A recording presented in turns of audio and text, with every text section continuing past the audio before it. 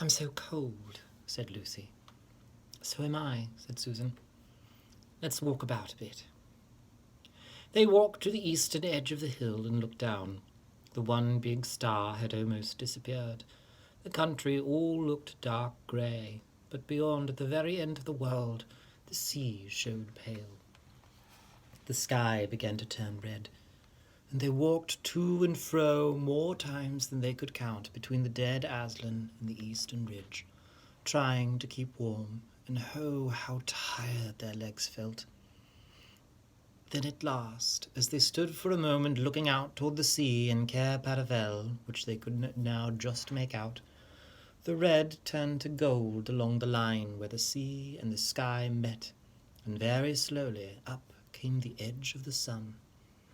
At that moment they heard from behind them a loud noise, a great cracking, deafening noise, as if a giant had broken a giant's plate.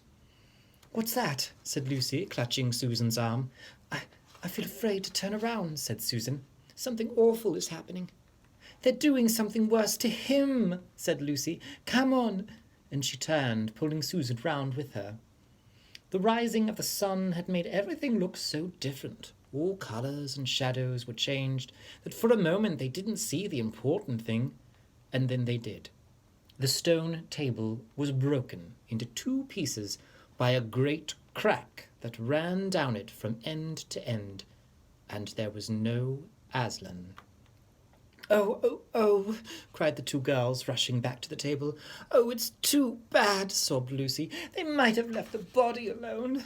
"Who's done it?" cried Susan. "What does it mean? Is it more magic?" "Yes," said a great voice behind their backs. "It is more magic." And they looked round. There, shining in the sunrise, larger than they had seen him before, and shaking his mane, for it had apparently grown again, stood Aslan himself. "Oh, Aslan!" cried both the children, staring up at him, almost as much frightened as they were glad. "Aren't you dead then, dear Aslan?" said Lucy. "Not now," said Aslan. "You're not asked Susan in a shaky voice. She couldn't bring herself to say the word ghost. Aslan stooped his golden head and licked her forehead. The warmth of his breath and a rich sort of smell that seemed to hang about his hair came all over her. "Do I look it?" he said. "Oh, you're real, oh, Aslan," cried Lucy, and both girls flung themselves upon him and covered him with kisses. "But what does it all mean?" asked Susan, when there was somewhat calmer. "It means," said Aslan, "that though the witch knew the deep magic, there is a magic deeper still which she did not know. Her knowledge goes back only to the dawn of time, but if she could have looked a little further back, into the stillness and the darkness before time dawned, she would have read there a different incantation. She would have known that when a willing victim who has committed no treachery was killed in a traitor's stead, the table would crack, and death itself would start working backward. And now—" "Oh, yes, now," said Lucy, jumping up and clapping her hands. "Oh, children," said the lion, "I feel my strength coming back to me. Oh, children, catch me if you can." He stood for a second, his eyes very bright, his limbs quivering, lashing himself with his tail, and then he made a leap high over their heads and landed on the other side of the table. Laughing, though she didn't know why, Lucy scrambled over it to reach him. Aslan leaped again. A mad chase began. Round and round the hilltop he led them, now hopelessly out of their reach, now letting them almost catch his tail, now diving between them, now tossing them in the air with his huge and beautifully velveted paws, and catching them again, and now stopping unexpectedly so that all 3 of them rolled over together in a happy, laughing heap of fur and arms and legs. It was such a romp as no one has ever had except in Narnia, and whether it was more like playing with a thunderstorm or playing with the kitten, Lucy could never make up her mind. And the funny thing was that when all 3 finally lay together, panting in the sun, girls no longer felt in the least tired or hungry or thirsty. "And now," said Aslan presently, "to business. I feel I am going to roar. You had better put your fingers in your ears." And they did. And Aslan stood up, and when he opened his mouth to roar, his face became so terrible that they did not dare to look at it. And they saw all the trees in front of him bend before the blast of his roaring, as grass bends in a meadow before the wind.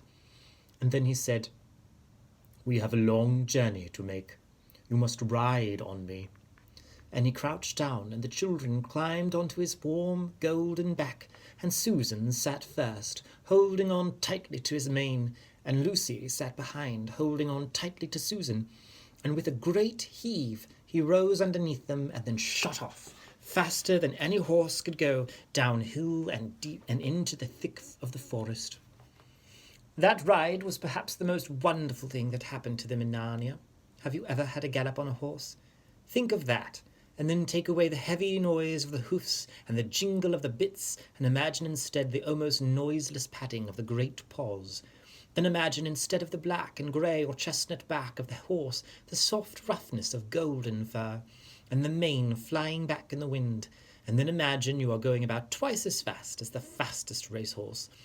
But this is a mount that doesn't need to be guided and never grows tired. He rushes on and on, never missing his footing, never hesitating, threading his way with perfect skill between tree trunks, jumping over bush and briar and the smallest streams, wading the largest, swimming the largest of all. And you are riding not on a road, nor in a park, nor even on the downs, but right across Narnia, in spring, down solemn avenues of beech and across sunny glades of oak, through wild orchards of snow-white cherry trees, past roaring waterfalls and mossy rocks and echoing caverns, up windy slopes alight with gorse bushes, and across the shoulders of heathery mountains, and along giddy ridges, and down, down, down again into wild valleys, and out into acres of blue flowers. It was nearly midday when they found themselves looking down a steep hillside at a castle. A little toy castle it looked from where they stood, which seemed to be all pointed towers. But the lion was rushing down at such a speed that it grew larger every moment, and before they had time even to ask themselves what it was, they were already on a level with it. And now it no longer looked like a toy castle, but rose frowning in front of them.